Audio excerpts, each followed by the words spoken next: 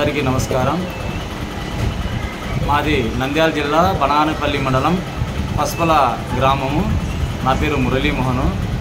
మా గ్రామంలో ఎన్నో సంవత్సరాలుగా అంగన్వాడీ భవనము పురాతనమైనటువంటి ఒక అద్దె భవనంలో ఉండడం వల్ల అక్కడి పిల్లలు సరైన కనీస సామర్థ్యాలు నేర్చుకోలేని పరిస్థితుల్లో ఉన్నారు. వంట వండేటప్పుడు కూడా అక్కడ ఉన్నటువంటి వర్కర్స్ చాలా ఇబ్బందులు పడుతున్నారు.